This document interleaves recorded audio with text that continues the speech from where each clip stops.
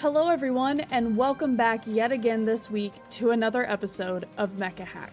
And if you're joining us for the first time, welcome. We are so excited to have you. My name is Fraz, and I'm the GM for this game of Mecha Hack. All of us have worked really hard to make sure that you get the best experience out of this game and this production as we can offer. Thank you so much for joining us tonight, and we'll get the session underway here in just a few moments. Don't forget to join us for our live post-show, the Debrief, after the session ends. There will be a link to the live broadcast in chat within the last couple of minutes of the stream. Now, of course, none of this would be possible without the creators who have elected to collaborate with me on this project and in this game. So without further ado, I'm going to go ahead and turn it over to the players, let them introduce themselves and their characters, and then we'll get right into the session. Hi, I'm JD.ST, and I play Light Rider. You can find me on social media as JD.ST anywhere, and I am looking forward to experiencing this journey with you. This is my first TTRPG, so I'm learning as we go, having a blast, and really excited for you to take this journey with us. So let's have a great time. Hey everyone, I'm Mr. Wise Pork. I'm the wisest pork you know. You can find me over at twitch.tv/Mr. Wise Pork. I'm currently the newest member to Mecha Hack. And to be honest with you, this is my first virtual tabletop RPG. So I'm extremely excited to be here and be part of the team. I play a character named Darius Koyos, or codename Chimera. I pilot a hybrid mech, which is both biological and mechanical, so it's a little best of both worlds. I come from a very mysterious past and part of a special program in which you'll find out later on in the series as we go. I'm very glad to have you all here, and I look forward to seeing you in the next episodes. Hey everyone, my name's Resta Brooks. You can call me Resta Ryan. Doesn't really matter. Same goes for everywhere on social media. Stream on Twitch right now. But for my character, I play the stoic Gray Hawkins, who is the captain of our fun little team. I pilot a striker class chassis, and my call sign is Saber Zero. Can't wait to see you there. Hey guys, this is Theo with Theobald's Gaming. You can find me over at Theobald's Gaming on Twitch and Twitter. I play Ralph, who is a Quipster pilot piloting a Titan mech that is a hulking behemoth with way too much armor and armaments that looks like it pretty much got put together in a junk pile. Ralph is the big lovable oaf type character, always wants to do everything that's in the best interest for those around him, wants to really protect those around him. But when it's time to, just kick back, he's not one to shy away from cracking jokes and trying to get a chuckle out of people, sometimes even when it's maybe not the most appropriate.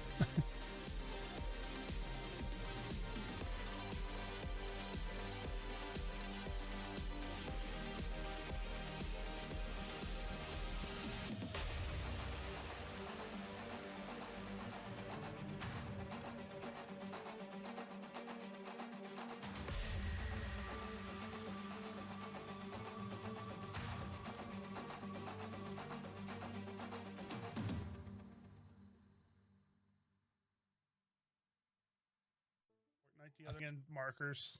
Yeah, kind of. All right, are we ready? Sure. Okay. Yeah, let's do this. I hope so. So, previously on Mecha Hack. Sorry. Previously, the pilots of Unit 12, along with their new allies, arrived at the once desolate scout station on planet Elmax, finding in its place the now bustling Arcadia Station, a hub for planetary research and the seeds of the first proper colony of the Iron Dawn. Here, you gained valuable intelligence about the Void Maw and theorized a bit with your old squadmate Cygnus, before moving on. Both Ed and Chimera were interrogated, and Chimera was released into Unit 12's custody, pending his cooperation with the engineers on Arcadia Station to study his mech. He agreed to these terms and stayed on station with the engineers and the watchful eyes of Unit 4's Ryu twins. The rest of you proceeded back to the Nishimura to retrieve your captain, who has been medevaced there following your encounter on the Luminous Conduit. So, we're actually going to go ahead and start with Captain Hawkins. So, after you collapsed and everything is kind of a blur, you get blips being wheeled underneath a series of lights, the jostle of a shuttle hitting atmosphere, and again, coming through hallways, lots of faces kind of peering down at you, until eventually things come into focus. The dull ache at the back of your skull is still there, but the ringing is gone, and your vision comes into focus. In the medical ward on the Nishimura.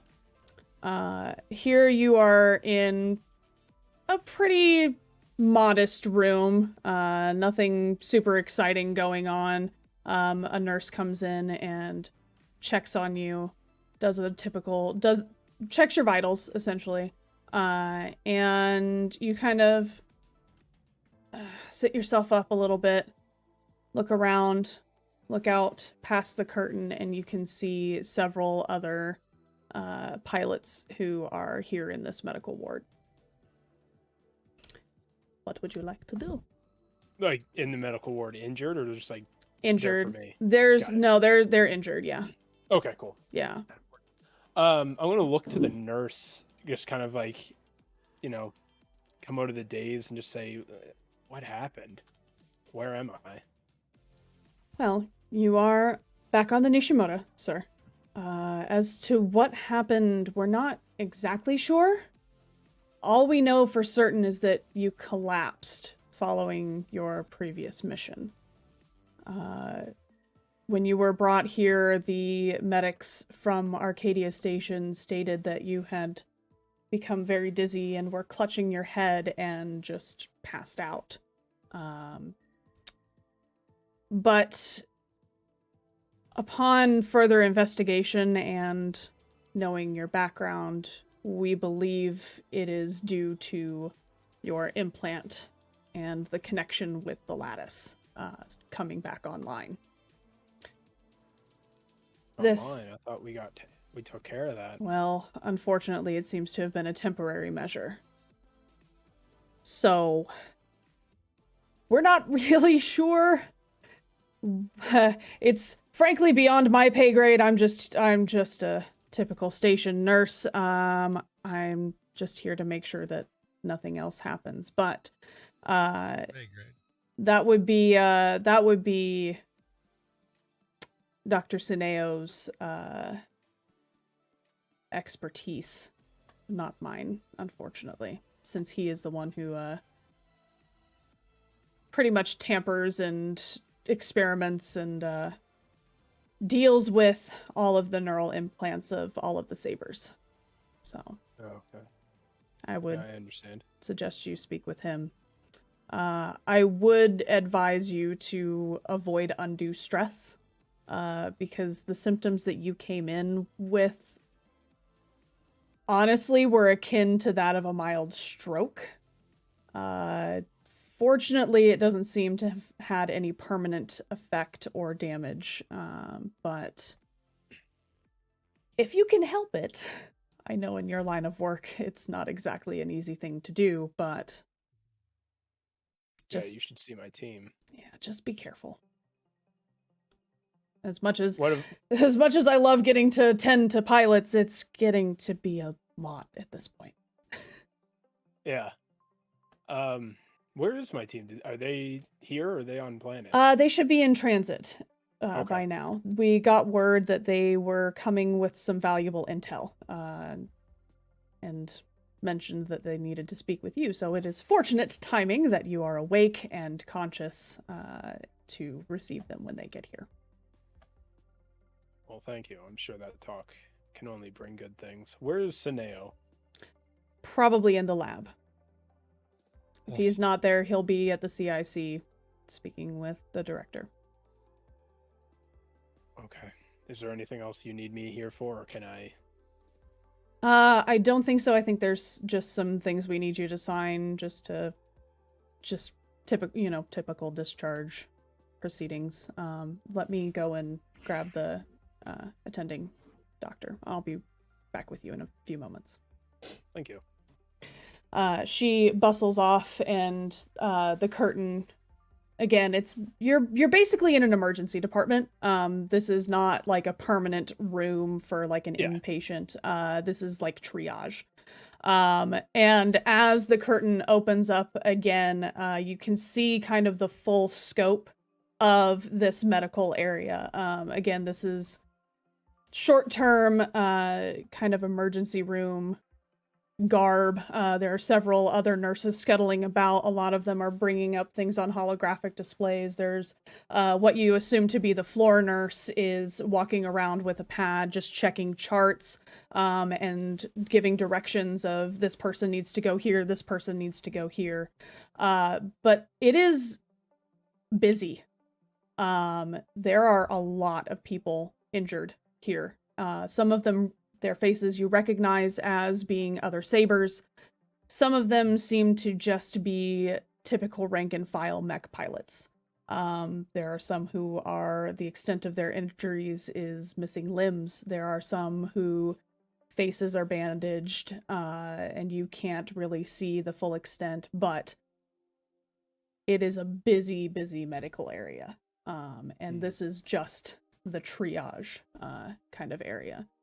So, from what you can take in from the brief glance that you get of this entire area, you can see that this is no longer just a chance encounter and we are going out and trying to be successful. We are at war at this point. So, within the next 10 to 15 minutes, you are successfully discharged. You are given just a small bottle with quite literally 2 pills in it, in case the symptoms happen again. I don't know if anybody's ever had migraines before, but they're essentially migraine medication. Just a very small little tablet that, should the symptoms arise again, this will help to mitigate it so that you don't, at least hopefully, don't fall unconscious again. That would definitely be a bad thing. Mm-hmm.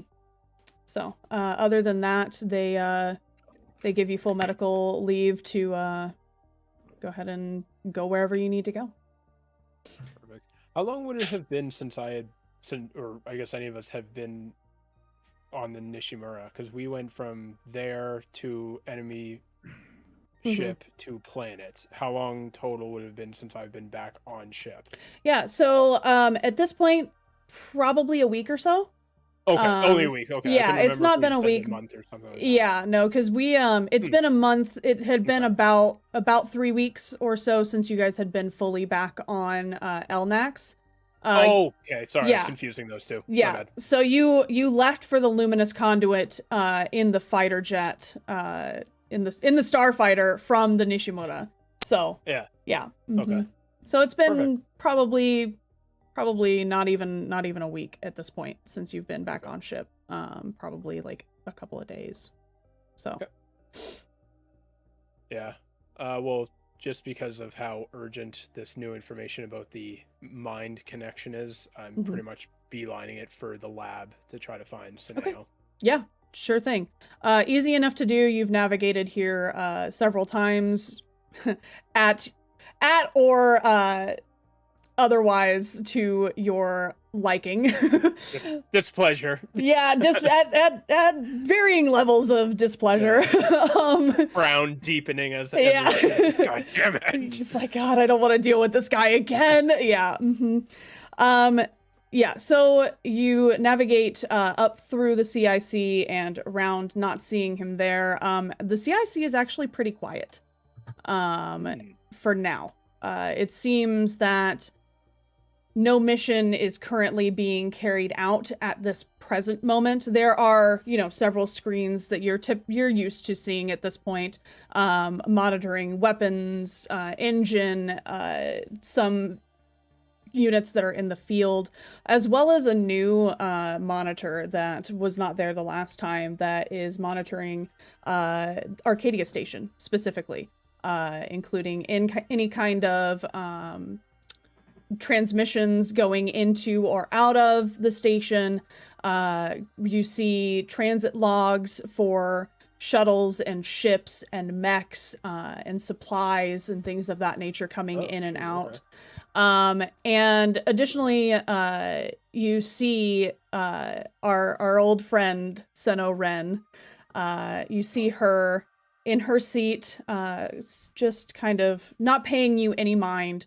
But you take a look at her, you kind of, out of the corner of your eye, get a glance at her console, and she seems to be going over what looks like complete gibberish, but to you having a trained eye, you can assume that it's probably some encrypted data that she's trying to deal with at this point. Nobody pays you any mind. You have all the clearance that you need to be here, and you just bypass right through straight to where Dr. Suneo's lab is. Give a kind of a quick knock at the door, and soon enough you hear over an intercom system outside of the door, "Come in, what is it?" Just the door opens and allows you ingress, and you don't see the doctor immediately, but you can hear kind of some things clattering. You can hear consoles beeping, and it seems that he's invested in whatever he's currently working on. Okay. Just going to walk over to him urgently and just say, Suneo, we need to talk. Hawkins, yes. Give me a moment. I'm in the middle of a breakthrough of sorts. It's not important. And he kind of just, again, not paying you any mind at the current moment, is very deeply invested into whatever he's working on. And he kind of is just mumbling to himself, just, okay, well, this, okay, no, that could be volatile if I do it there. Now. Do you want this lab to explode? Because if you do, you'll press me further. I didn't think so. Now shut up and sit down. And he goes back to what he was working on, and after a couple of moments, additionally, he turns off the heads-up display that he was using, and the machinery that was beeping incessantly stops, and you see him kind of just gently set down a small metallic container. He turns, faces you. What seems to be so pressing that you would interrupt a very delicate experiment. That. Words are hard. It's all good. The connection's back. Right. About that. I would assume that due to your interaction with the lattice on your previous encounter, that's probably what kickstarted it. I did my best to try and keep it from coming back, but unfortunately it is so entangled with your sympathetic nervous system that it is impossible to remove the connection completely. However, your unit seems to have made some progress on that front, and they should be arriving any moment. I came ahead of them after dealing with their former comrade, well, your former comrade as well, Cygnus. He seemed to have made some sort of discovery about the Void Maw. I'm sure they can fill you in when they get here. It's not really super important right now. What's important is that you don't have a stroke. Because, yeah, that could happen. How likely is this? Moderately to slim. Honestly, it depends on how much you use it. And it depends on how quickly it reactivates. Is it not fully reactivated? I don't believe so. Or else you would quite literally have a constant data stream in your head. You would know if it was fully activated. Trust me. Okay. Well, it's been so long that I can't remember. Yeah, you would know. From what I understand and from the people that came with you, specifically your connection to a certain Ed,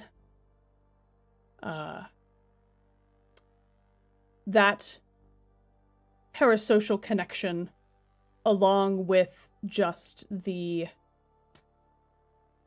fact that you quite literally plugged into an Aeon mech, which needed to happen for the mission and for what's to come. It was a strategic risk that we were willing to make.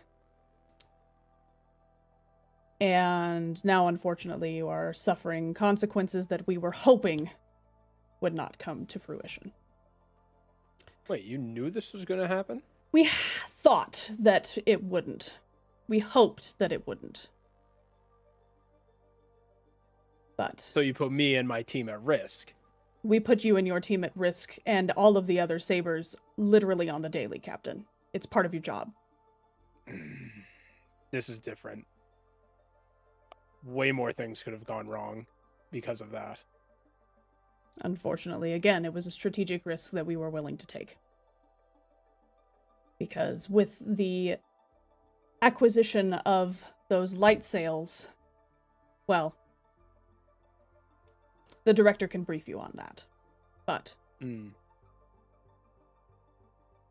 it was a risk that was worth it in the end. In the overarching scheme of things, if you understand my meaning. Captain, I don't think that you are looking at the big picture here.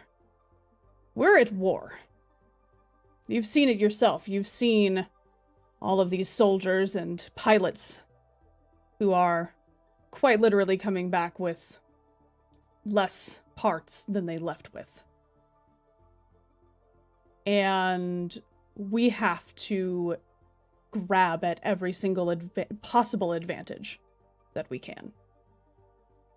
And unfortunately, that does mean putting pilots at what most would assume is undue risk. However, we believe this is what needs to be done to get a foothold in this system against a threat that has ruled it for centuries. Well, a little heads up next time would be much appreciated. If we gave you a heads up, would you have hesitated? Would you have been able to complete your mission successfully? It would have been done. You say that, but your human nature dictates otherwise. Now, if you'll excuse me, I have some experiments to get back to.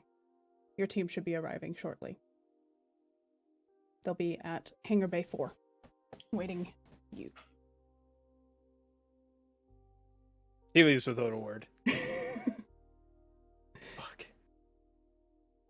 Okay.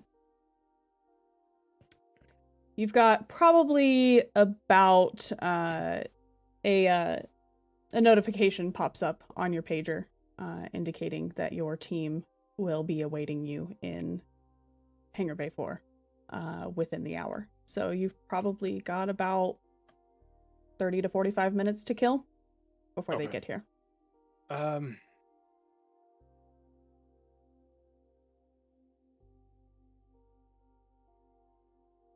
When I was walking through to go to Suneo, would I have seen a kid at all? Or was No. that just... The main people who were in the CIC, typically the director is not present in the CIC unless there is a high priority mission happening. Okay. So you saw Seno Ren, who is, your main strategist, Yeah. You saw her, and then just some other like miscellaneous personnel who are monitoring things, weapons, maintenance, those kinds of things. Okay. But no sign of the director. Yeah, I mean, probably just head towards the hangar and just wait. Okay. At this point. No Okay. use in trying to meander around for the director. Could just not find her. Yeah. Yeah, it's a big ship. Yeah. Get lost. It's a big ship, and I mean, you know where her quarters are, but the likelihood that she's there is not great. So, Yeah. if you'd like to try her quarters, you're more than welcome to. I swear, I am going to make a fucking blooper reel of just me fucking up words. Hashtag words are hard. There's a reason I put an exclamation mark words counter in my chat. I have an exclamation point English command, but nobody ever uses it. So, it's fine. Amazing. It's going to get edited Words out. are hard. Words are hard. English Yeah. hard. Yeah, probably on the way to the hangar. Might just hang a Ricky and go towards the like our own room and freshen up, as it were. Okay. Yeah, no problem. You guys haven't been in your bunks for a while. God. So there's probably like a half-inch of dust on everything. Half-eaten sandwiches. Yeah, everywhere. there's half-eaten sandwiches. Some of Quinn's belongings are still there. Like there's just it's mostly just like the stuff that wasn't important, like pieces of scattered there's like a couple of scattered data pads, and like maybe like an extra set of like t-shirts or like what's the word? It's like training gear. It's like the t-shirt and shorts that you wear. God damn it. Why isn't he here when I need him? I could just ask him.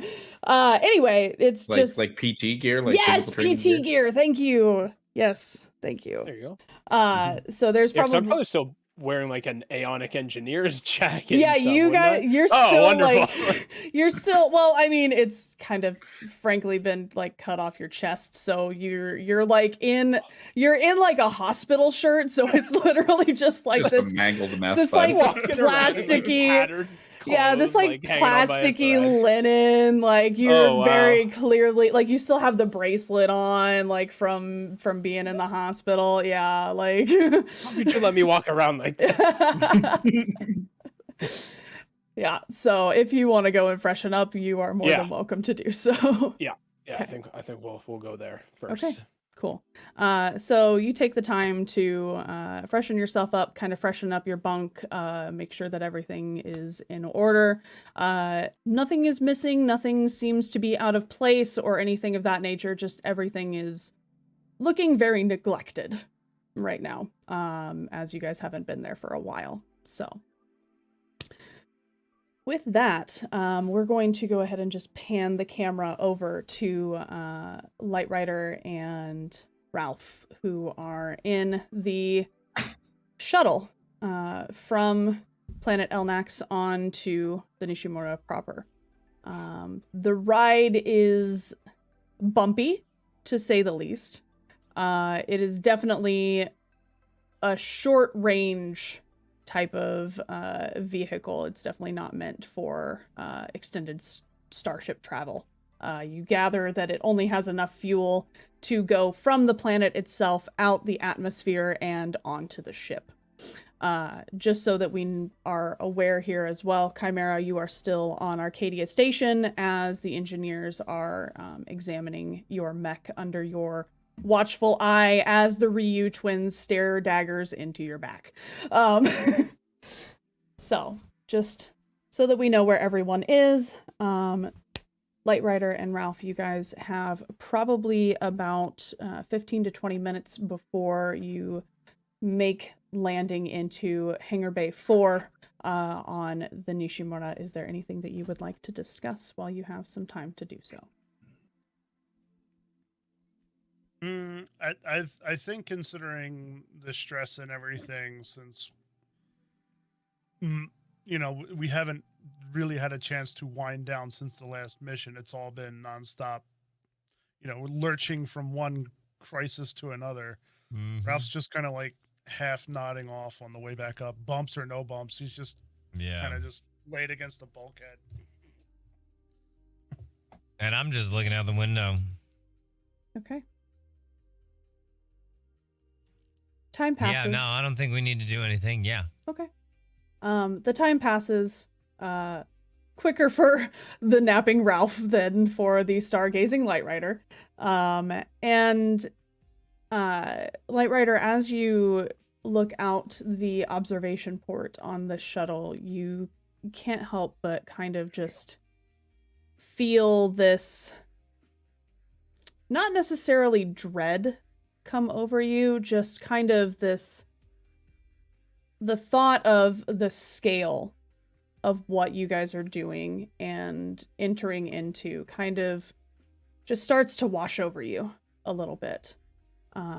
And you are thinking back to how unprepared you've felt and how incapable command has seemed to be on your last few missions, and it's kind of just getting under your skin a little bit here as you have time to actually sit in it and sit in your thoughts about it. But within the next 15 or so minutes, you all make your landing into Hangar Bay 4. I almost said 3. It's 4. It's 4 this time. And all of you, you get a pop-up on your pager. Captain Hawkins, you get one as well, letting you know that the remainder of Unit 12 has made their way onto the Nishimura. And then a little friendly marker pops up on your pager, which is like essentially just like a handheld all-in-one device, just pinging Captain Hawkins's location as he is still in the bunk. So not really a pager, more like a tablet or a phablet. It's a phablet. Yeah, it's about the size of like it's a little bit bigger than your typical smartphone. But it does have a holographic like heads-up display, and it serves as your pager as well. So it serves a multitude of functions. It's your access pass, it's your pager, it's your HUD. When you don't have your helmets on, you can get IFF tags on it, and pull up maps and have access. I have mine integrated into my glasses, don't I? You can if you'd like. Yeah, sure. I think that's what I had done a long time ago. Okay. I think. So for Light Rider, everything just kind of pops up in his glasses. Side, right? Yeah, just right in the peripheral. Yeah. So you do get a ping that Captain Hawkins is in your guys' bunk. So how would you like to proceed? Well, I think we should go find the captain now that he's awake. Get some of this mess sorted out. Clearly, let's head towards the ping. Okay. Where are we? You guys just came out of Hangar Bay 4. So you are in the hangar bays on the Nishimura. We're on the... Oh, okay. Yeah, you're on the ship. You're on the ship. Yeah, you're on the ship. Listen, it's been rough. It's been rough. Be very far from you are in space. We don't even need a ping. We don't even need a ping. We know where we're going. No, you guys know where you're going. Yeah, we're going home. Yeah. Where are you right now? Oh my God, he wrote indoors. Are we getting this? 4. I wanted to make sure I knew where we were this time. Yeah, you're okay. In space. So yeah, let's get so over counts there, a lot. Yeah, I'm talking to you. Stop tearing up the couch. Cat. Now, was that Mini Fraz or the That was the cat. That was the cat. Space cat. Mm-hmm. Could have been either. Space cat. He was clawing at it, and then I said his name, and he's just like yes, you. Bruh, who? My cat will do that. Nothing to do and with say me. his name, and he'll stop, like rip his head back, stare at you, and then bolt off while squealing. Waves his head back and forth. I can do that right now. He can't run without starting up the motor. That's fantastic. Okay, so the two of you proceed out of Hangar Bay 4 and to where you know your bunks are.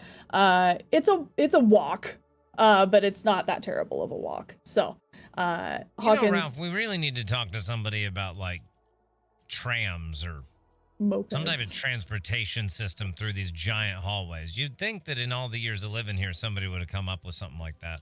You have segways. But you have so much energy to burn off half the time. You need. Do we have segways? No, Do we have, like, it was a little joke. hoverboards? It was a I joke. want a hoverboard, yo. What do I got to do? Who do we got to talk? Oh, no. If I have to go talk to Cygnus, never mind. All right.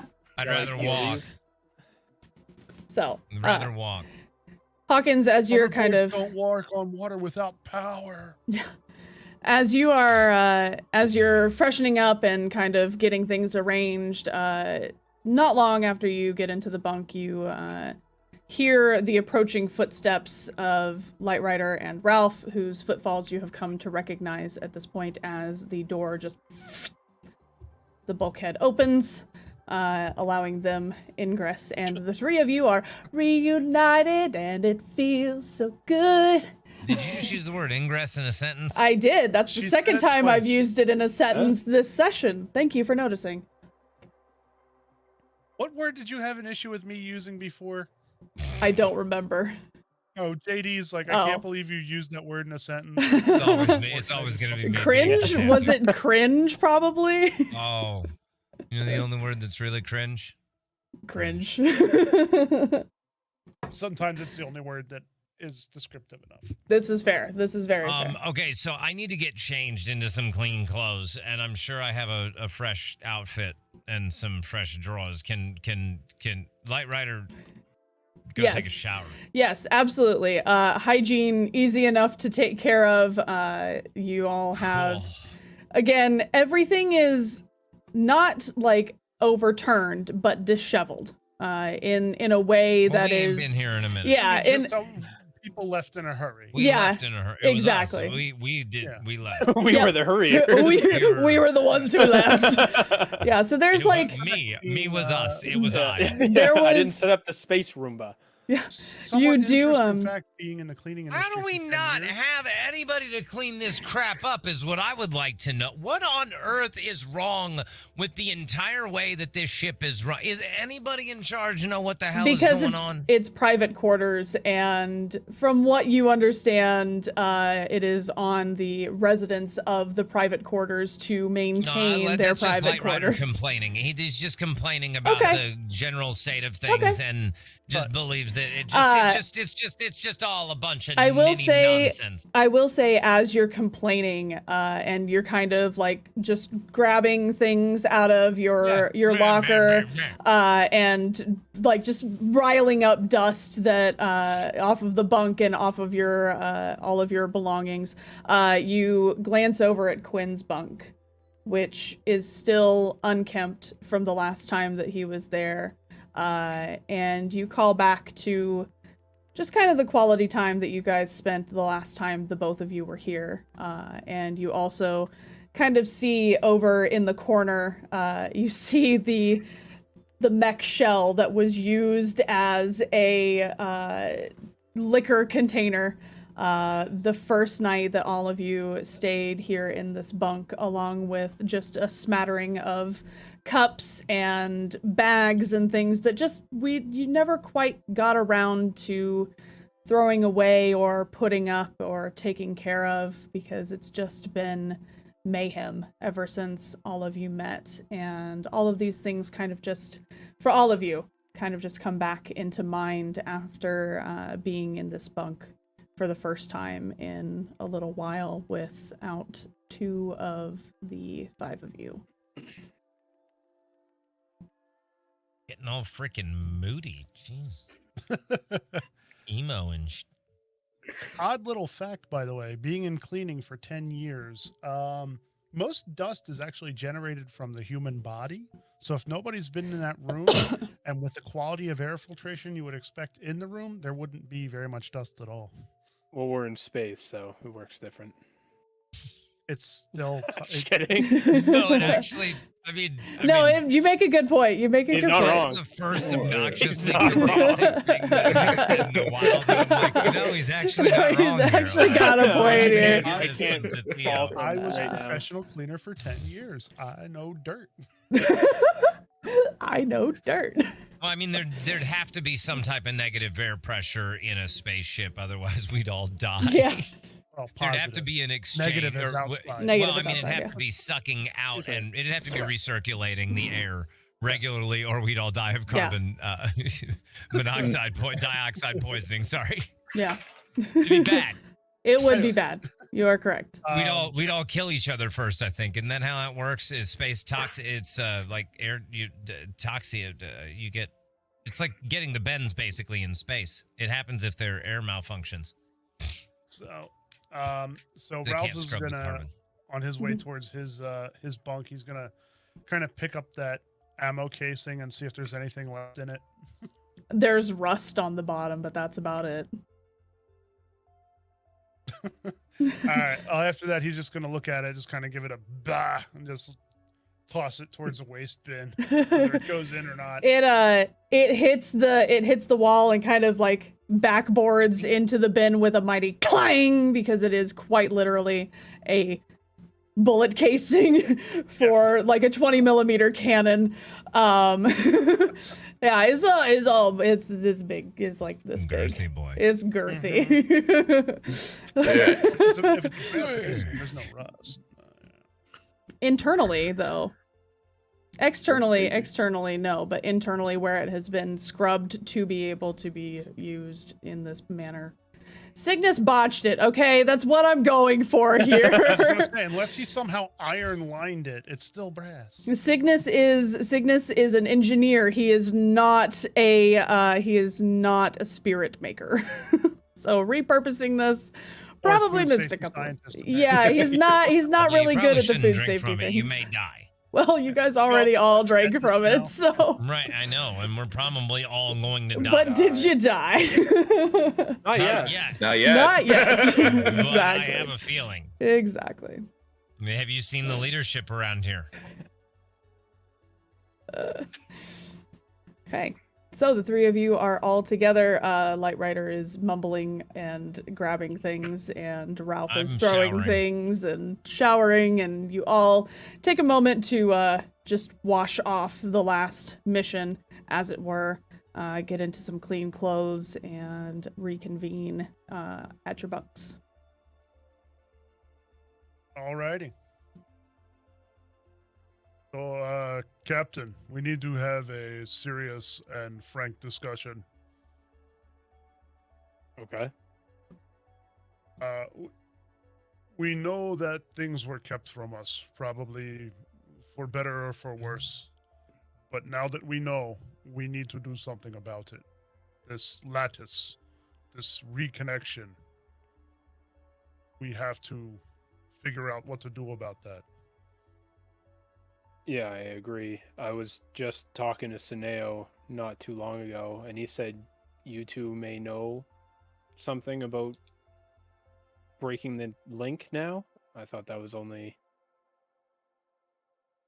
Light myth. Rider, do you want to tell him about our friend that we met? Or should I? No, you go ahead. So, if you remember over the comms, the strange mech and the pilot who helped us when we first got to the cargo bay on the enemy vessel. Ed? Not Ed, the other one. The Oh, one with the enhancements. yeah. I remember him. He says he has a way to either hide or fully disconnect. He seems to have known that you came back online almost exactly when it happened. That's interesting.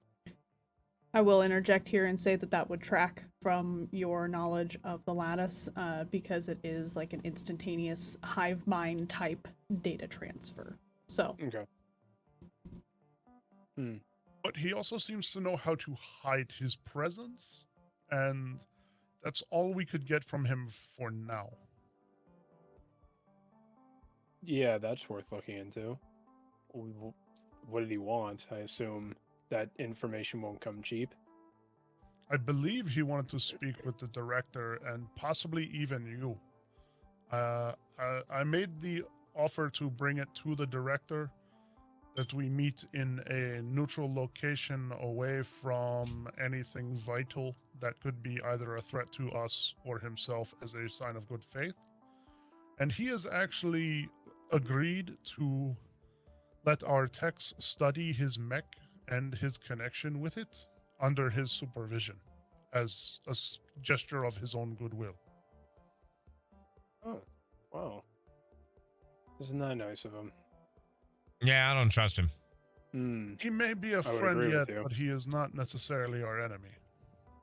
That's probably the better way to put it. So, Well, sorry, have you brought it up with Akira yet, or no? we have just arrived. We have not Alright. been given access to the director yet, and it would make a better case if you were involved, I believe. Absolutely. Yeah. What Well, happened after? Is that all that happened after I was taken off world? We did speak with Ed. He seemed genuinely concerned, but confused. Seem full of And crap. not exactly the sharpest tool in the shed, if you catch my meaning. Yeah, I think I know. So, but he does seem to know how to fight. That I You're also just know. glad that you're just grateful because he saved you getting off of that ship, and you feel some sort of like affinity to help him. But I don't trust the guy. No, this is the other one, Light Rider. We're talking about Ed now, not Mr. Red light, green light, stop, go. Regardless, red light, green light, stop, go. The cyborg. Jesus. Come on, man, that was a good one. Come on. I thought you I like rode it. on the I ship like- with Ed to get out of the big ship. No, he was with No, Ralph Weisborg. left with what's his face? Oh, I can't remember now. Darius? Chimera? Chimera. Chimera. Yeah. Yeah, you, Ralph rode out with Ed, and Chimera. I took the Aeon Mechs. Can you put a little bit of... Ralph was One with second. Chimera, and then Yeah, no. Ralph took the fighter jet. Yeah, and never got it to transform. Never got it to Um, transform. Okay. Still babe. blew up a ton No, of it's okay. things. I don't care. You did good. You did, yeah, no, hey, it worked. Transforming would have only slowed you down. Well, then I don't know why Ralph likes him so much, but I don't trust him. Yeah, I don't know about this cyborg individual, but if he's willing to cooperate, then we might as well at least hear him out, especially if he knows how to block out the connection. I agree. Trust will have to be earned, but he has already made a step in the right direction. Agreed.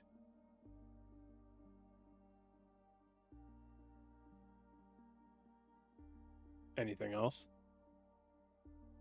I Nope, believe- clearly my opinion, as always, isn't listened to, so... As always, we walk into another dumb situation doing dumb things. It's fine.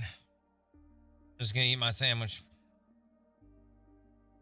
That's like a week-old sandwich. Where did you even get that sandwich? Oh, it just got delivered.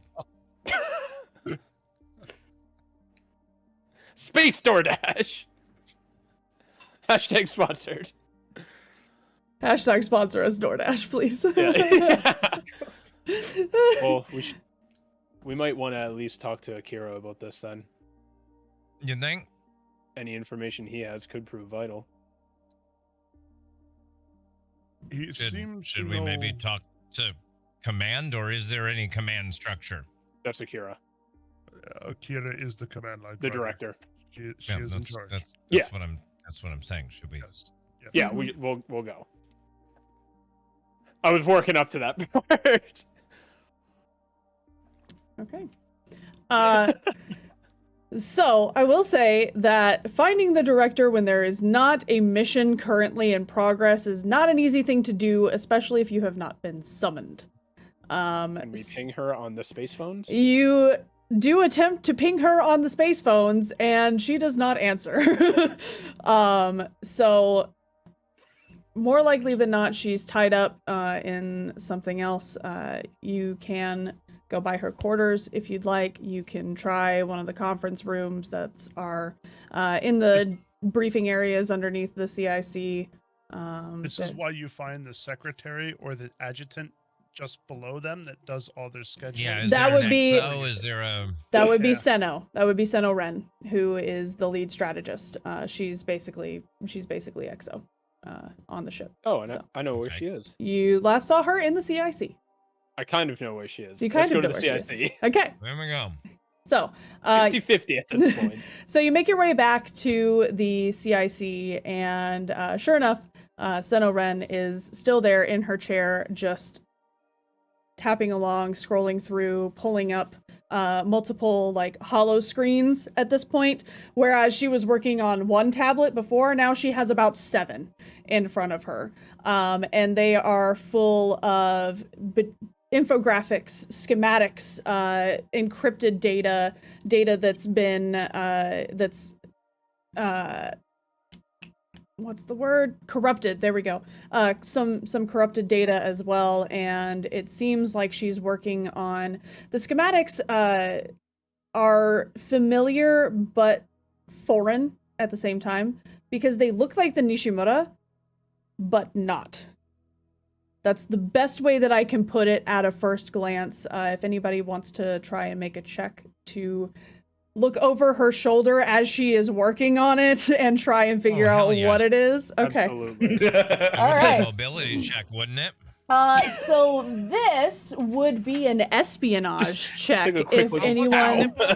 if anyone is proficient in espionage and would like to try and figure out what it is. I would No, say I'm that if you're intellect, not espionage. Yeah, I was gonna say I'm proficient in intelligence. But okay, I will say that if you're In proficient acrobatics. if you're proficient in intellect, I will let you have a look. It will just be a +2 to your roll. So, So it's great. basically just your 10. systems. Oh, okay. And you have to roll under, correct? I Roll rolled under. a 2. That's an easy pass. Ooh, Okay, easy nice. pass for me as well. Okay. Easy fail for me. Ooh woo. Wow, wow, wow. Wow. JD, No, real it's quick, It's that stroke you just had. Yes. What is your- My brain's what's your other on-foot skill? Because I don't have it here on your sheet. On Your on-foot combat, skill. acrobatics, intellect, and coax. You should only have 2. You only have 2. So pick 2. So espionage? No, I'm just kidding. Double Well, let me espionage. select all of them. Damn it! I think he took 1 from each. I think that's what he did. Yeah, I think so That's exactly too. what I did. You could take Sorry. 2 total. So So yeah, in- no, Ralph's not a I squeaky then boy, so. coax and intellect. okay. That sounds right. Okay, cool. That's what Ralph does. That's funny. Oh, because it's part of the No, the I know, quick I know. story. Yeah. It's funny that you both have it, but I mean, you both have a high presence stat, so it makes sense. Okay, so everyone except so Light Rider and Ralph, you both passed. Yep. Okay. This you would know to be, where are my notes? Hang on a second.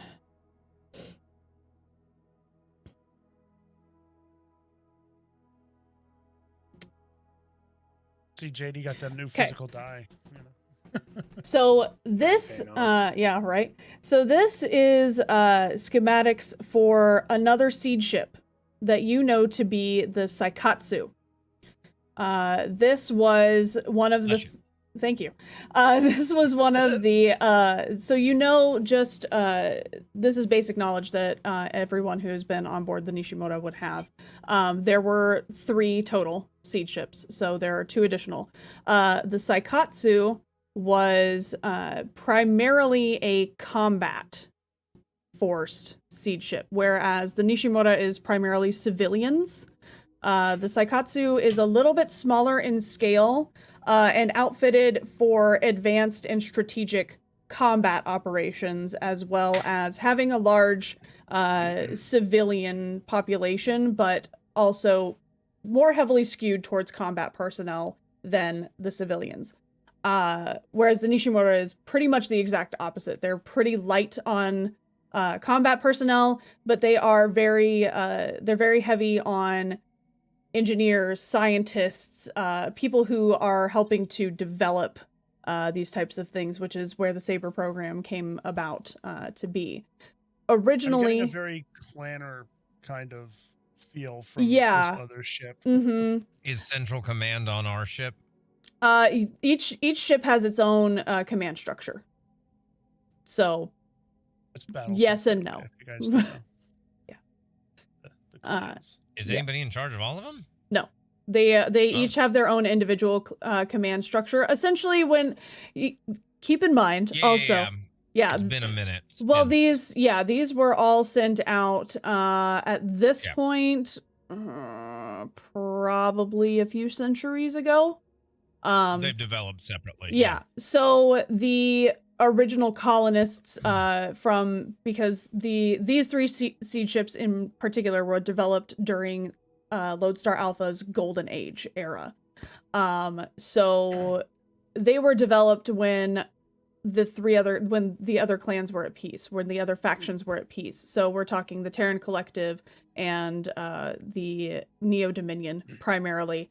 The Aeons weren't there yet.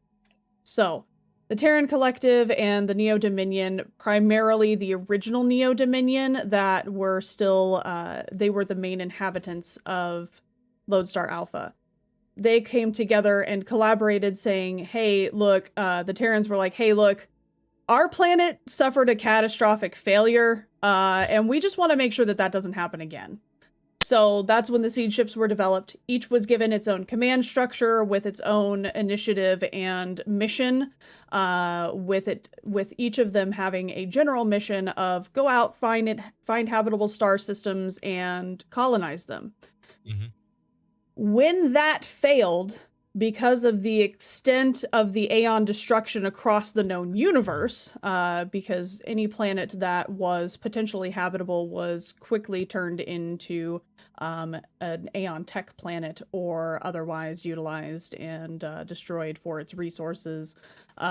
Stripped. The seed ships were supposed to come home. And so far, the Nishimura is the only one that has made it. Now, Define home, because home Nishimura being basically Lodestar has a Alpha. Lodestar Alpha, where we started, our okay. origin point. Yeah. I was gonna say Nishimura has a chunk of the Earth in it. Yes. So.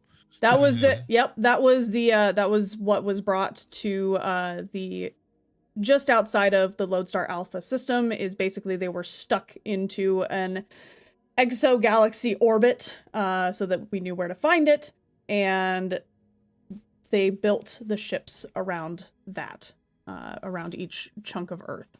So there were 3 significant chunks that would be able to sustain a starship of this size with minerals and what ice essentially was left to provide the beginnings of a water filtration system, and then it just kind of became like a self-sustaining type thing, because the entire ship is coated with ice at this point because of how long it's been in space. So they pull some of that into the ship itself. That gives you water, feeds plants, all that goodness. It's a complicated system that I know the ins and outs of far too much for my own freaking good.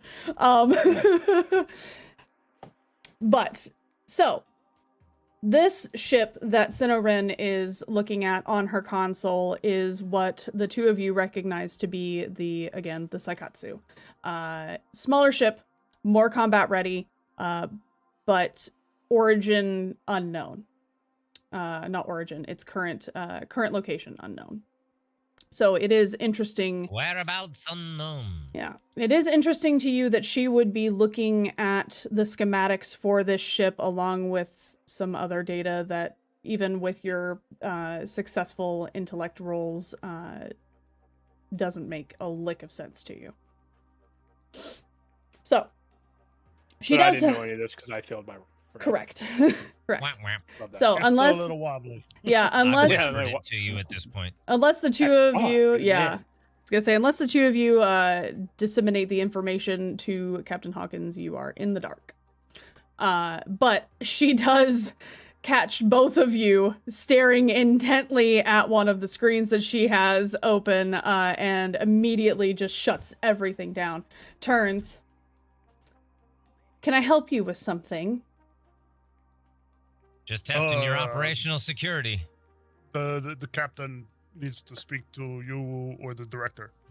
Yeah, Seno, we were wondering where where Director Akira is.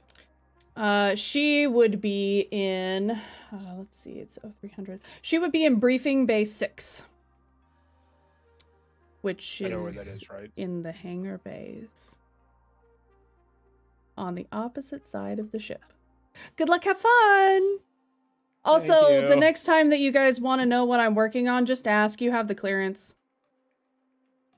Oh, Ta-ta. okay. And she Thank you. kind of waves you out of the CIC and pulls all the screens back up again and gets back to work. So, you all leave the CIC and head back to the hangar bays, into... On the other side of the ship. On the other side of the ship. Again, I feel But like at we this should point, have there would be some type inner of tram. Yeah. moving For that kind of device, an escalator, elephant, something. Well, that there- will get us Sidewalk. There a is an moving elevator. There is an elevator that That's goes up been and down to broken. the CIC. But it's not Okay. it's not a turbo lift. Nope. It doesn't go all Side over. to No, side. it doesn't go all over. You know that those systems exist. Primarily, they are utilized in the sea. So, which you guys still haven't gone to. All right. Yeah, I have the beach on my notes. Yeah, It's we not- we still have to have the beach episode. Important distinction. The entirety of our existence is at risk right now, so let's go to the beach. Important distinction. It is Very not. California of us. It's not That a was supposed to beach. Stop you from being all like. Important I live in a distinction. mech. It's I'm not going to tan well at all. Yeah. Important Fry an distinction egg on your though. metal parts. It is not a beach. It is quite literally under, like, it is just the ocean contained in a ship. With Yeah. a little bit of sand. No sand. No. At the very Oh, bottom, boo. there's sand just because Oh. of how sediment forms in general from, ocean creatures taking a dump. God almighty. Yeah, it's Wait. really just fish poop. There's Yeah, that's all ocean sand. creatures Yeah. in there too. Absolutely. Like there's a Yeah. whale in the Nishimura. Yep. Mhm. That's awesome. His name's Bob. Oh, There's probably several at this point, but they've all been genetically altered so that they don't overpopulate. Bob, Jimmy. Where do you think They're all all the dudes. fish that you guys eat comes from? Mhm. Replicator? It's a lot of don't tuna. normally ask Three questions I sequences don't want to know of the answer to. Can I have 30 seconds? Yes, absolutely. Actually, yeah. Yeah, now is probably a good time to go ahead and take a quick 5. Okay. I need a refill for my drink as well, and we'll get right back to it. Yeah, Sweet. take a Got quick it. 5.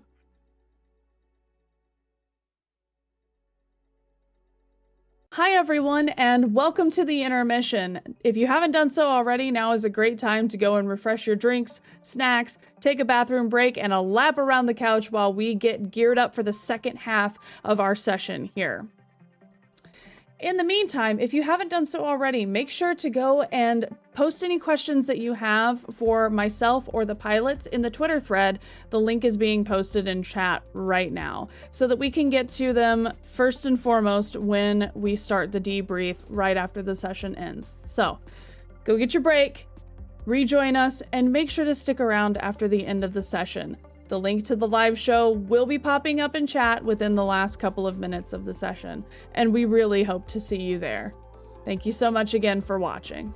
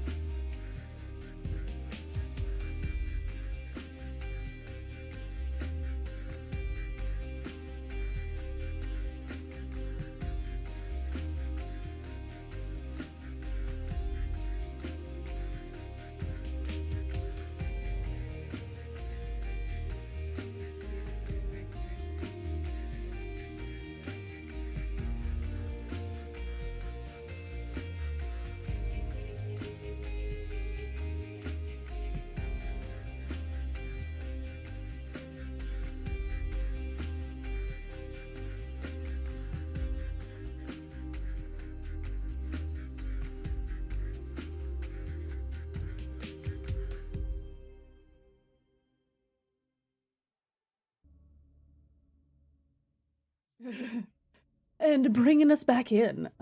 So you guys have proceeded to the briefing area by Hangar Bay 5, where I picked up a pack of pistachios you on the way. picked up a snack on the way. Is there anything else that you guys want to accomplish on your way to the director?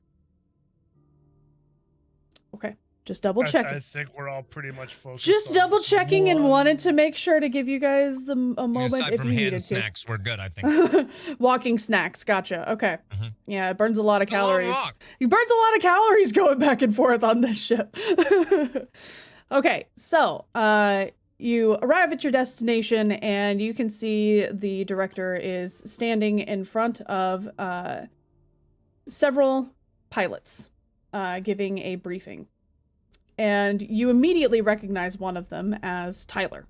So this is Unit 13 who is in front of you. Tyler is the young pilot who was basically a Quinn fanboy. Yeah. I remember him. Yep. So, and you do also recall, Light Rider and Ralph, you would recall that the Ryu twins mentioned that Unit 13 was potentially coming to relieve them of their security detail on Arcadia Station so that they could proceed to further within the system for a mission. So it looks like that transition is occurring as you kind of peek into the hello. Sorry, I have my phone on vibrate just because family things that are happening in case I need to know. No Oh, you YouTube record. Who dis? Yeah, I apologize. I apologize for that. You're good. You're good. Yeah, it wasn't important, so we just ignore it. As I was saying, it does look like that transfer of station is occurring, and they are being briefed on essentially the day-to-day runnings of Arcadia Station. And as you walk in, you catch kind of the tail end of that, and also catch the conversation of, I don't have a direct quote prepared, but essentially going over the two new entries to Arcadia Station being Chimera and Ed. And just kind of things to look out for, things to be aware of, and kind of just giving a sit rep on those two specifically.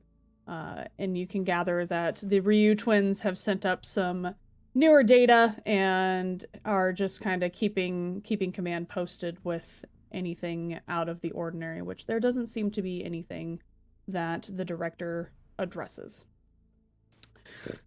So as that comes to a close, the pilots, all very young, probably like considerably younger than most of you were when you started.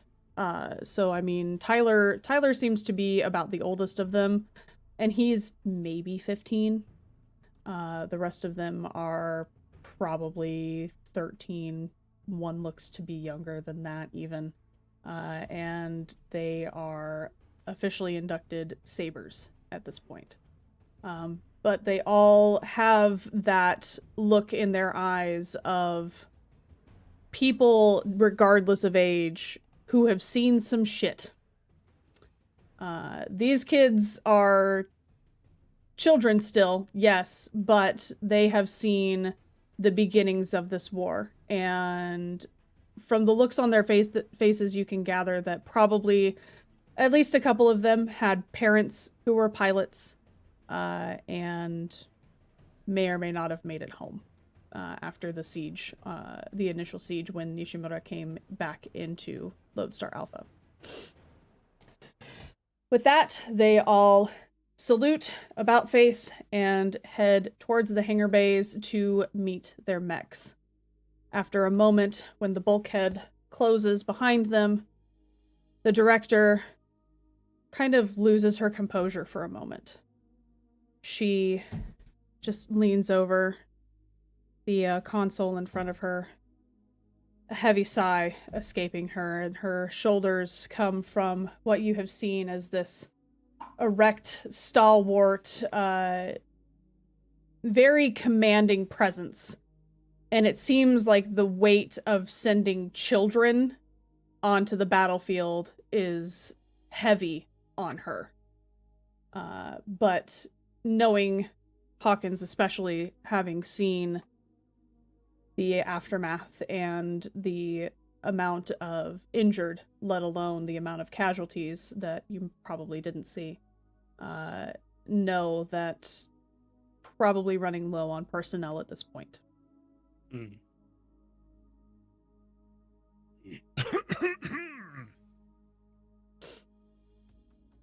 Yes, I heard you enter. Sorry, I did not want to interrupt. She stands up, regaining her composure, turns to face you all. Greetings, pilots. I apologize for not making myself readily available to you. There are many things transferring and changing hands. How can I be of assistance? Grace is going to look at Ralph because he's the one that knows everything right now. Like, he relayed the information to me, but he has the better story. Okay. All right, with your permission, Captain, I will inform the director. Mm-hmm. Director, we have new information that may be beneficial, but it comes at a price which only you can approve. So, the individuals that you were mentioning to the team, especially the enhanced cyborg individual, seems to have information that could help, at the very least, with Captain Hawkins and his reconnection to the lattice. Understood. The catch is, he wishes to speak with you directly. I told him I would bring the offer, and if approved, we could find somewhere that is neutral to both parties, as to not skew anyone or put anyone else in unnecessary danger. That is quite thoughtful of you. And genuinely would have been my suggestion as well. As far as the reconnection issue, we have received the Ryu twins report from your friend Ed, Captain Hawkins, on the hubs and potential locations for where these may be. I am working on pulling any remaining intel from the mechs that you retrieved from the Luminous Conduit, and Seno is working on decrypting and trying to piecemeal what we could get, which is, frankly, not much. But we're hoping that with the assistance of Ed and potentially this new character, we might be able to take offensive action and cut off the Aeon's communication to this sector of the system. That'd be nice. And it would also help your recovery greatly, because we could actively, well, keep it from wreaking any further havoc on your nervous system. Yeah, I really don't want to go through that again. Can't say that I blame you. And from my understanding, reading the report of the engineer who was there during this Chimera's interrogation, he seems to have a way to suppress it. Now, I know that our scientists and doctors have attempted to do so in the past, and clearly have only been temporarily successful. Maybe there's a potentiality that he can give us an extended solution. Unfortunately, that is still an unknown variable at this time. I believe that a meeting would be beneficial for all of us in order to get a better grasp on the entire situation. There is a moon that in its current rotation around planet Elnax would be scheduled to go into the dark side of the planet within the next couple of days. I believe that would be our prime opportunity to arrange such a meeting, as well as our prime location to do so.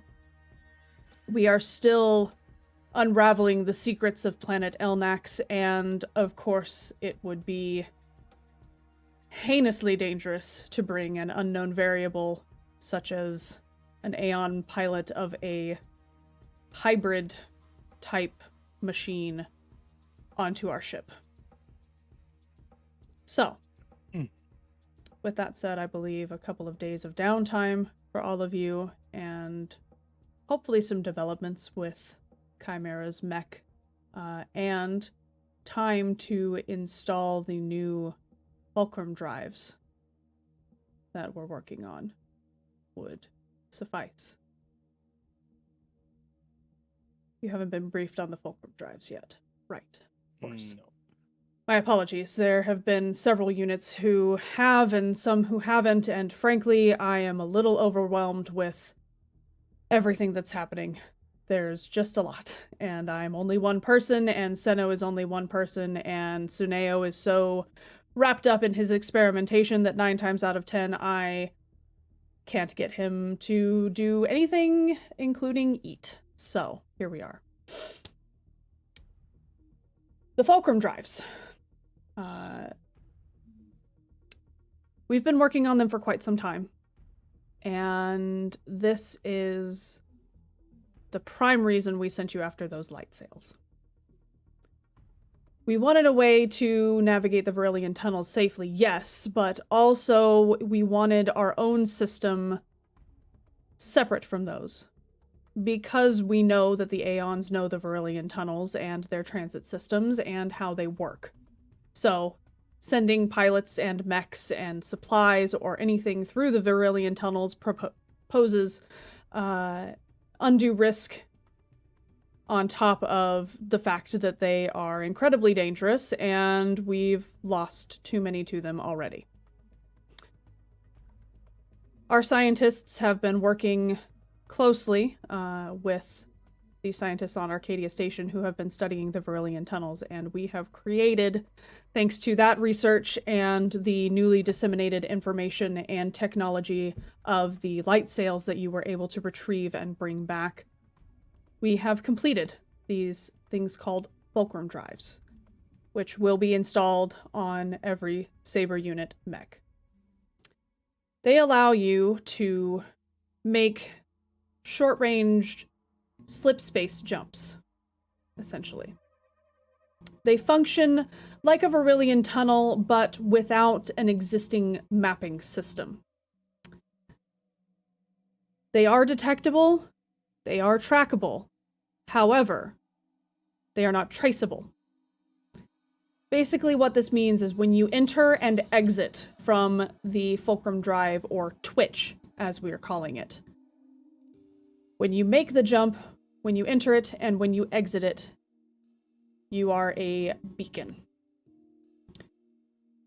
This makes stealth complicated. But with further research and the help of the light sails, we are able to dampen the effects of twitching in and of itself. So, my thought process behind all of this is that we locate one of these hubs, we twitch you all in, potentially beyond, hopefully beyond any obstacles or barriers and behind enemy lines, to be able to disable it or destroy it. However you see fitting when you get there. Unfortunately, right now, we don't have a pinpoint location. We have a general area, which is too large to send anyone in with. So, with the information that we've pulled from the mechs and the help of our new acquaintances, we may potentially yet have a way to disrupt the Aeon communication. If you have any questions or concerns, I have a moment to hear you out.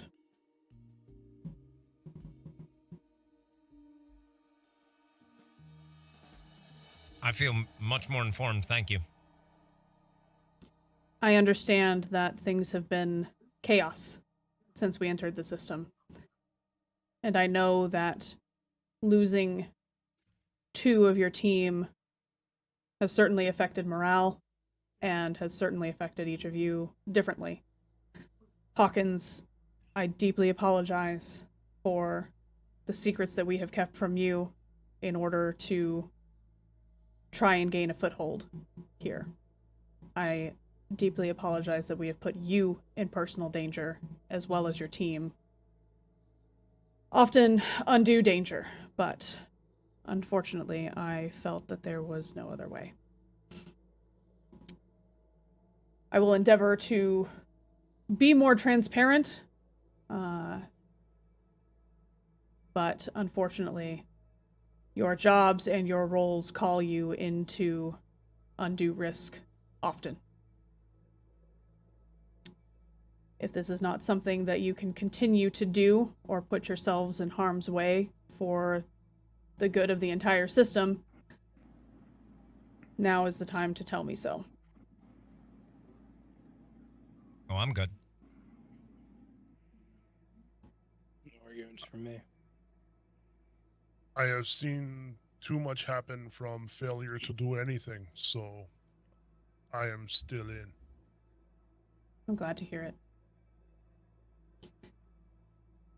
The 3 of you have gathered quite a bit of renown on board this ship, and on Arcadia Station as well.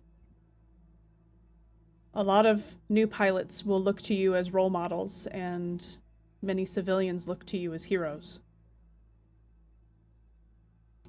You've stood on the front lines of many engagements and, frankly, have been the main reason that we've come as far as we have. So, take some time. You have a couple of days. Once the moon passes onto the dark side of planet Elnax, we will arrange a shuttle for Chimera from Arcadia Station, and we will meet there and have a conversation. I should probably also inform you, as you all are generally close to the Ryu twins, as close as people can get to those 2.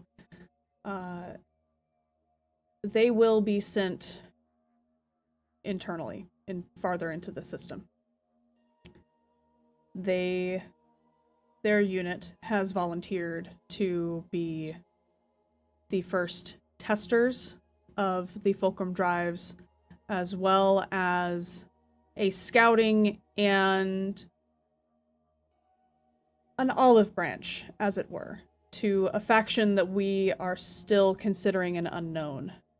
You probably have heard of the True Neos at this point. The True I Neos... believe we encountered one. That, from your reports that you've sent in, would have been a Terran Outskirts Scout, or a member of the TOS. They have been less forthcoming, but have stayed out of our way. And that's about all we can expect right now. They're scrappy, they get in and out, they take only what they need, and they move on. They don't seem to have much interest in getting involved with everything else. They're just kind of clinging to the outskirts right now. The True Neos, however, are the ones who gave us the intel about the Luminous Conduit and the light sails. They are the ones who have been continuously feeding us, so far, reliable intel about transit routes, shipments, prison ships, all of these types of things that have been happening further into the interior where we cannot reach. So, Unit 4's job is to have a meeting with them and hopefully gain us some allies further into the system where we can start to put down roots. It's going to be a hard-fought battle. Can't sit here and deny that. We almost lost Elnax, and that was all the way out here. And we still haven't quite figured out the source of that planet-wide transmission. We're working on it, but it's a little outside of our capabilities, unfortunately, no matter how much we dig. So, I figured I would let you all know that that's what's going on there, in case you don't see them for a while. Unit 13 is taking their place, so you'll be seeing them around Arcadia Station. They're young, but they're capable, and this is just the right type of mission for them. So, with that, I leave the ship to you. And she kind of gestures towards the door, takes a moment, straightens herself up, and unless you have any further questions that you want to ask her, she is making her way towards the exit. Let her get to work. Okay. Ralph's got nothing at this point. All right. So the the four of you have 2 to 3 days to kill, essentially. What would you like to accomplish in that time? Chimera, you are still on planet. They're tinkering with your mech, but the whole of Arcadia Station, so long as you have an escort, you've been granted access to. You don't have clearance for the labs or research facilities or things of that nature, but you can go to pretty much where a civilian would be granted clearance to see. Okay. I think, I would assume there would be rotation of staff that would be coming in as I'm overseeing their testings and everything like that. I'm going to take one of the opportunities where there's no staff, almost like in between a shift change or sorts, to just kind of get a lay of the land. Whoever I need to have as an escort, whatever. Okay. But I guess I just turn and look at the twins and just... I'd like to stretch my legs. Is there somewhere we could go? So Chiba steps forward as V is off doing whatever V does in her downtime. And she kind of just steps forward, and less intimidating presence, this one, but she still has that fierceness to her eyes, but she is the quieter one of the two, and she just says, well, I suppose I could give you a tour, as it were.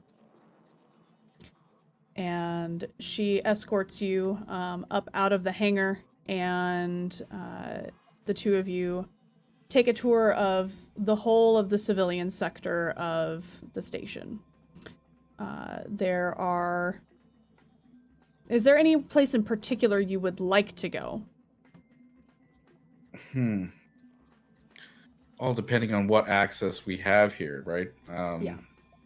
Basically, anything that has any kind of clearance necessitated, you wouldn't have access to. So, research labs, out.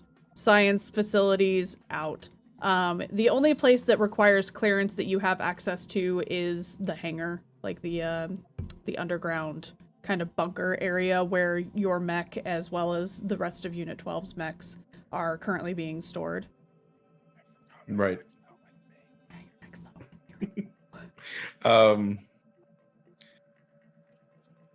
All right, I'm gonna turn to them and I'd like to see your recreational facilities. Okay. She escorts you to what can best be described as a gym / shooting range, as there's like separate sectors, like sections for both. And that's where you find V just kind of blowing off steam in a corner against a hanging punching bag. She's just kind of getting out some of her pent-up frustrations.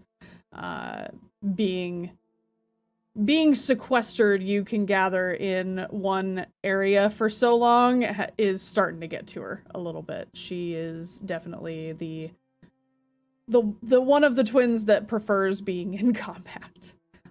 But there are several areas. Again, you have access to the shooting range, but there is just a full training area set up. Basically anything that you could possibly want for that is there. right. I think what I'm gonna do is If it's okay with you, I wouldn't mind training, so to say.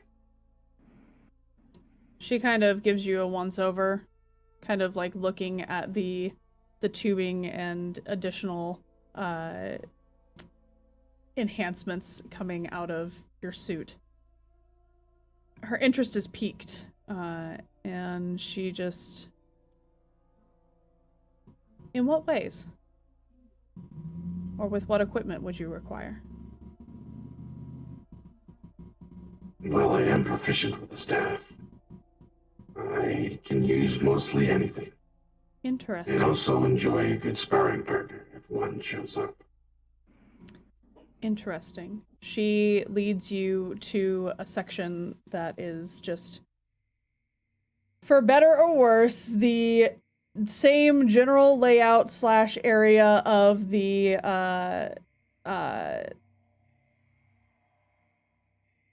oh, I had the word and then I lost it. No.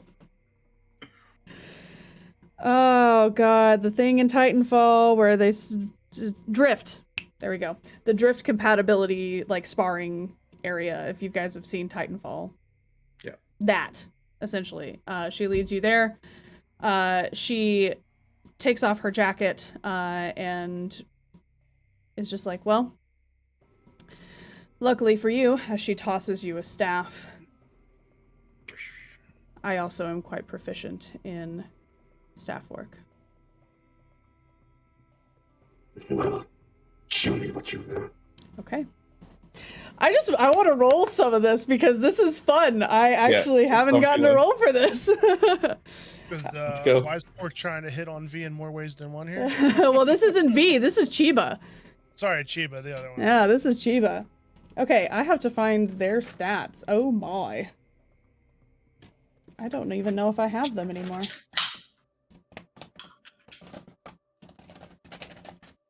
I think they're all in the other folder that I don't have anymore.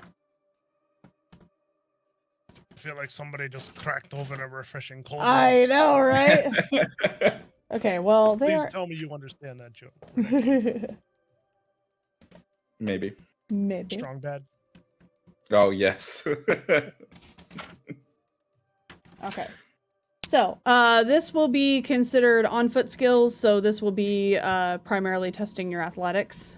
So if you're proficient, in that, it will, or Combat, if you, not athletics. if you would like to, you can use combat as well. Either's fine.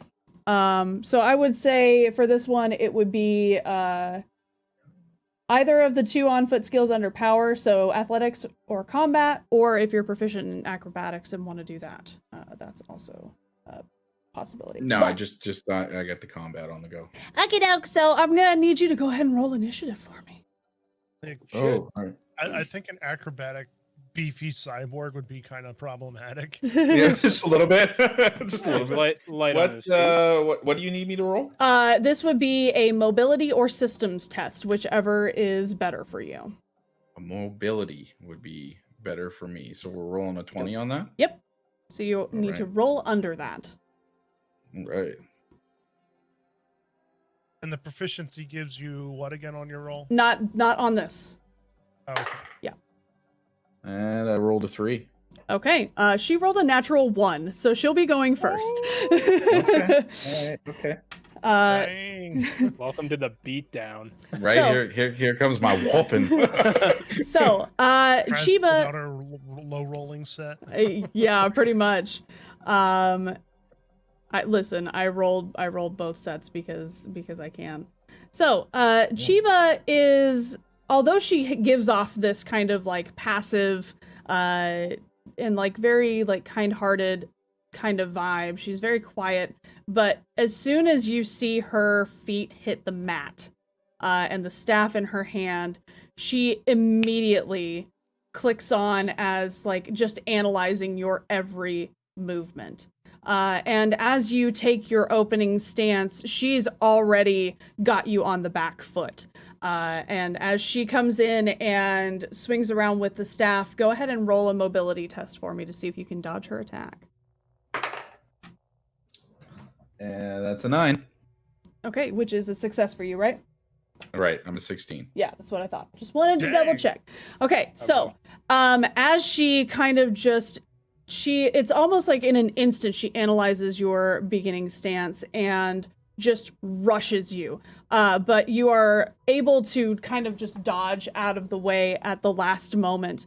And she just kind of jumps back and is prepared for your attack. So go ahead and at this point, you can, again, test combat or athletics or acrobatics. Any of the three is fine.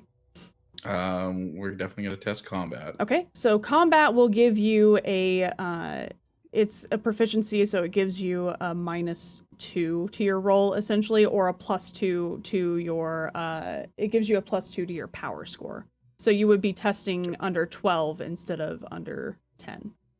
Okay. All right. Or if you just want to subtract 2 to the roll, either is fine. It's a 2. Okay, fantastic. So as you go ahead and describe what you would like to do as she has jumped back from you. As I've sidestepped that attack and she's prepared herself, in the midst of that, I'm going to drive my staff towards her feet in a sweeping motion, almost directly between her feet, and trying to catch her left foot and just to take her right off her balance to put her to the ground. Okay, let me see if she recovers. Okay, so you do manage to catch her left foot, and she kind of just takes a wider stance, and she's a little wobbly for a moment, but she does manage to catch herself and doesn't go all the way to the ground. So. Mm-hmm. Okay. Boop. That is 5 for her combat. So she kind of just takes a moment, takes you in, analyzes the situation, and like all of this is happening like split second, one after another, and comes up and go ahead and roll a mobility test for me. We're just gonna do opposing checks here. It's a 2. Okay. She comes up with the staff and once again heading straight for your jaw.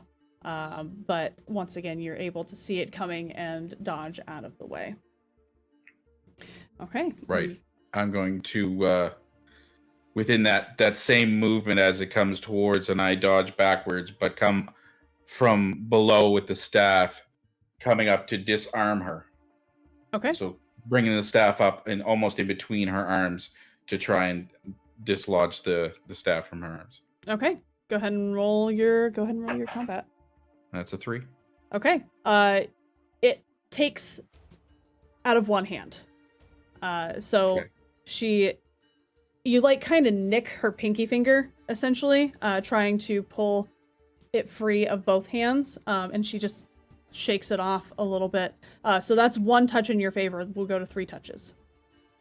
Okay. So you have 1 touch in your favor, as that did count on the hand. So she does kind of spin around and just kind of comes in with like almost a baseball bat kind of motion at your knees. So she kind of takes that, shakes it, and then brings her staff down towards your knees at this point. Boop. That will be that is actually a failure for her. So, however you want to dodge that attack. Definitely doing the double jump. Yeah. Like 2 feet jumped over. But in the same, I'm gonna wrap around and baseball swing myself towards her back because she'd be turned. Okay. Right? And Yeah. I want to give her a crack on the back. All right, go for it. Which is a 10. Okay. All right. So, you send her stumbling a couple of steps forward. So that is 2 touches for you. She turns around and you've seen her twin sister. You know the look that her twin just constantly has plastered on her face. And she turns and almost growls at you. But she takes a moment, regains her composure, and Theo, I know that none of this is actually like I can just see Theo sitting there like, yeah, none of this is actually regulation. Like, this is not Regulation. I don't like Bring me the space handbook. Come this on. is fun. No, because I spent 30 years in martial arts. That's why she's going. Precisely. I can see you sitting here judging us, but you know what? We're having fun. Moves, like there are actual. I know how to defend those, and yeah. Yeah. So she does go take a couple of steps. Been done wrong, so it's fine. Okay, well, I'm just this is all in my brain, just visualizing. Yeah, it's all coming out of here, bro. There's no experience. There is no actual combat experience. This is just fun. So at any rate, she takes a couple of stumbles forward and turns around and just glares at you. And instead of charging back at you, she's actually just going to go ahead and take a passive stance, a defensive stance at this point, and just wait for you to come to her. Okay. So, back to you. A little cat and mouse, I see. I can play that game. Just trying to get a better handle on how you fight. Watch and learn. Okay. And I'm gonna like start to spin the staff, alternating between both hands, side to side, side to side, side to side, back and forth, and at the same time walking towards her. Okay. Okay. Gonna stop directly, almost as if I've let the staff go. It's spinning in midair. Grab it, and it's pointed directly towards her. Let's go. She takes the staff that she's been holding kind of to the side, comes up, cracks your staff away, and tries to attempt to go straight for a gut shot, essentially. That's a pass. So if you would like to roll a mobility test for me. That's a 12. Okay. Which is a pass for you. So, Pass, yeah. before it can come up and actually catch any, like your diaphragm or just even your gut, you just kind of take a quick step backwards, and she is standing there, seemingly awaiting your next move. Okay. I am going to... So, like... Your mobility's so fucking high, I can't hit you! Sorry. Well, Light Rider found that out when he tried to tug my hose. Somehow rolling a bunch of twos all the time. Keep that die around, by the way, dude. Right? I mean, in all fairness, I've only rolled 2 above 14 on this one, so... So, her last attack going towards my gut, I did move back, but in the same, I'm going to grab that with my left hand. Okay. Grabbing her staff with my left hand. And as a distraction, almost bring, like, because she's knocked my staff away, I'm going to take the same momentum and bring it towards her. Mm-hmm. Okay. But instead of striking her with it, I'm going to sweep her foot. Okay. With my foot. Okay. So I almost like it. distracting her with the staff and then sweeping her with my left foot, putting her Okay. down. I like it. I like it. Badass. So, oh my goodness. Go ahead and roll your combat. That's a 3. Nice. Oh. So as you grab her staff, she's kind of holding here. She sees you fake out, bringing the and stopping short of striking her. And immediately her eyes drift to your feet.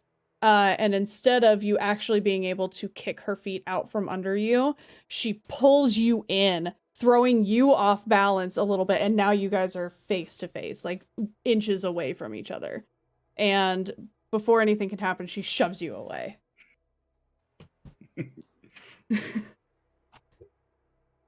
Very nice. It's nice to have a formidable opponent for once. I like your moves. She kind of spins her staff again, once again taking a readied position, this time with the staff behind her, and just is no longer engaging in your small talk. Is fully focused in at this point. So, it is your turn again. She's waiting. Let's amp this up a notch. I love it. See how my biometrics go, Red? Oh, I'm still in voice. Sorry. I'm going to lunge forward, but this time taking a side step. So 2 steps forward and a side step to the left. Okay. And I'm going to try and do the same gut shot, almost spearingly with the staff. Okay. Yeah. Go ahead and roll your combat. Oh my gosh. Okay, so as this is happening, and as you are charging forward, suddenly, when your biometrics all turn red, within the next couple of seconds, before you can reach her, alarms begin to blare. And it seems from she immediately halts you, and you being a respectful combatant, stand down for the moment, and she pulls up on her armband, just a holographic pop-up, and she's like, issue in the hangar. So you're gonna have to stay here with V, and I will be right back. We'll continue this another time, then. Indeed, we will. And she scampers off, collects her jacket, and from what you can gather, more likely than not, when you went into that kind of like overdrive / enraged mode, your mech did the same. Of course it did. So, more likely than not, that's actually the hangar issue. Is nobody has seen your mech go into that particular mode. It's been on standby this whole time. But V is pretty much just not paying you any mind still. She knows you're there. She looked over, saw her sister run off, saw you, kind of gave an eye roll and a sigh, and went back to the punching bag for a moment, before seeming to like tweak something in her leg. And as she goes over to a bench and pulls up her pant leg, you see, for the first time for you, her prosthetic.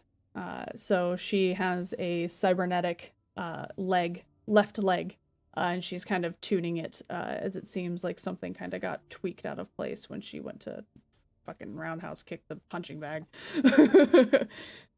So. All right.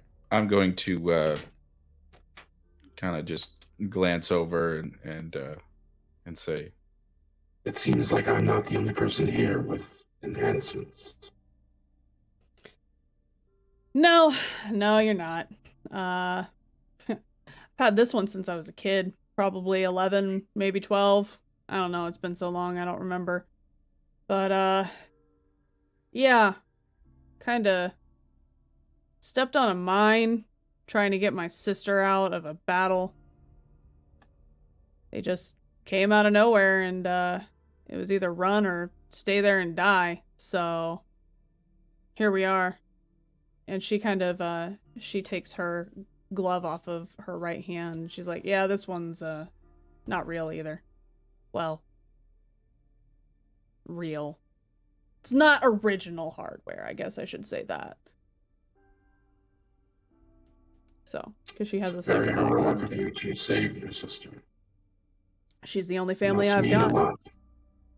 She's the only family I've got. Of course I'm gonna save her ass. She's saved mine multiple times, especially in that mech. Listen, Your emotions are very interesting to me. I It's not just something punch you're shit. used to. I just punch shit. She's the one who has the brains behind the operation. Two peas from the same pod. We are twins, after all. So I've seen. Why is your hand the way it is? Oh, this training accident. Interesting. Yeah. From what I gather, you're a very tough one. More of a pain in the ass, but yeah, that's what I've been told, at least. All the tough ones are. Comes with the territory. Well, I guess you're on babysitter watch then. I suppose so. I'm not gonna cater to your every whim like my sister did, though. I have no real requests at this time. If you don't mind, I might take up some shots at the shooting range. Sure thing, I'll be here. I'm just gonna make my way over and occupy myself with a few rounds down targets. Okay, sounds good. All right, the rest of you who are back up on the Nishimura over the next couple of days, what would you like to do in your downtime?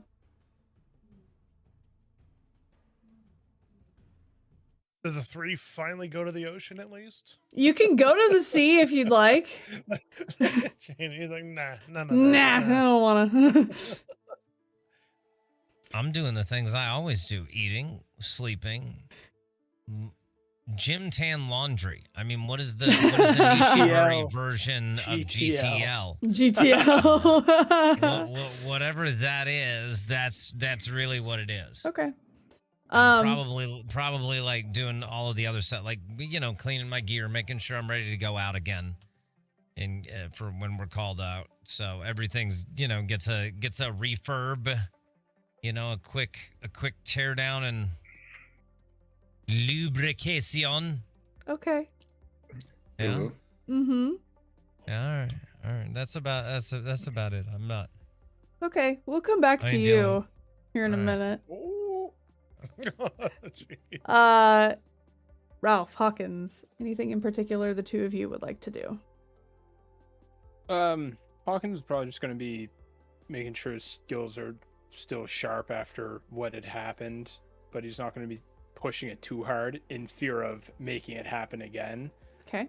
So, like, That's he fair. might be, you know, doing a workout, running through some different movements, because they still have their actual, like, personal weapons, right? Yeah, you still have your personal weapons. You have access to your, like, you have access to the training simulators as well still. So you don't have, your mechs are still on planet being outfitted with Fulcrum Drives, but you do have access to the simulation pods as well as your own personal arsenal. Yeah. So. Yeah, he's probably going to stay away from that for now. Okay. But so it'll just be running through movements with his personal scythe and just, you know, making sure his sniping eye is still good. Yeah. That's about it. Okay. Not difficult at all to do. It seems like the short circuiting didn't affect your aim in any way, shape, or form. So I like to hear. Your head's a little fuzzy after an extensive training period. So, you know, after the first day, you're feeling good. You don't feel like, you know, no side effects or symptoms or anything like that, but you wake up with a bit of what I could only describe as a hangover. Fair. You got a headache, you're a little woozy, a little shaky, but some coffee and a good hearty breakfast clears you right up. And you just know to take it easier and maybe not go for as long next time. For sure. Okay. Ralph, what are you up to? Well, when it comes to not having to be concerned for the rest of the squad, Ralph's very basic individual, very uncomplicated. So he's just gonna basically hit the gym for the next day or so.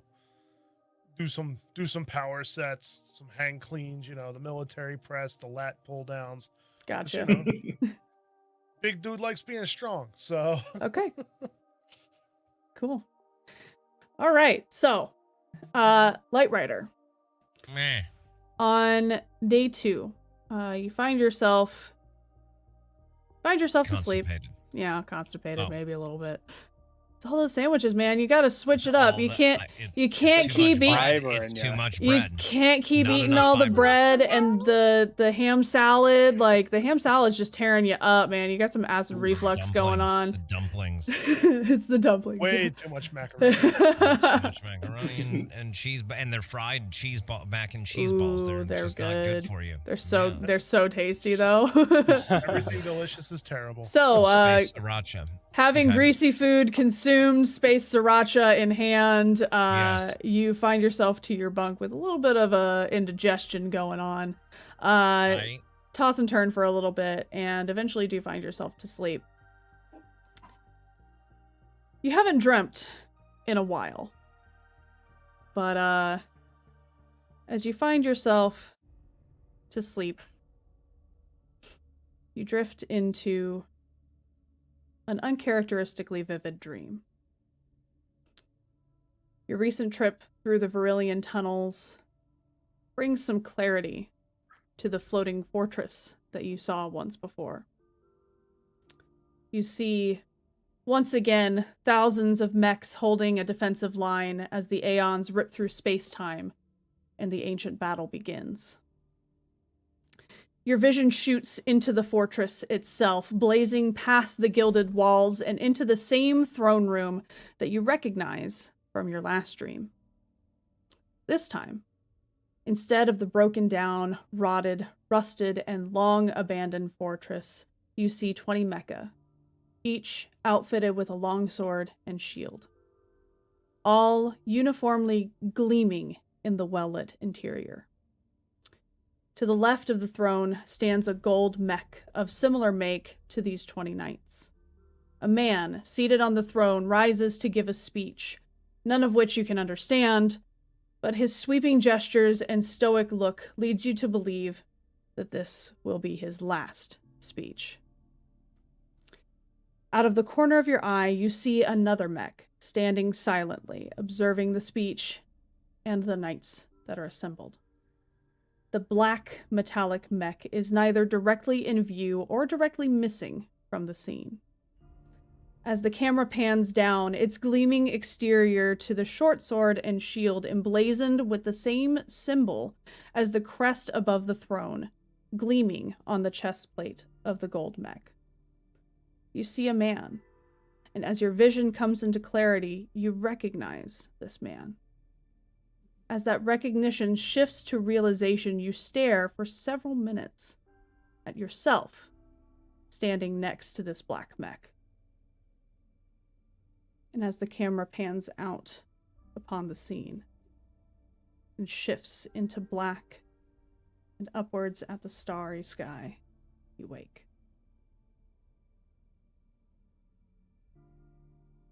And that, my friends, is where we're going to end for tonight.